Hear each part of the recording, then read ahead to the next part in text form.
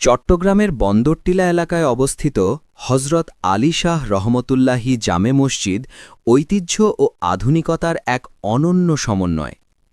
১৮৮৫ সালে প্রতিষ্ঠিত এই প্রাচীন মসজিদটি আজ শীতাতপ নিয়ন্ত্রিত ও দৃষ্টিনন্দন আধুনিক ডিজাইনে নতুন রূপে দাঁড়িয়ে আছে।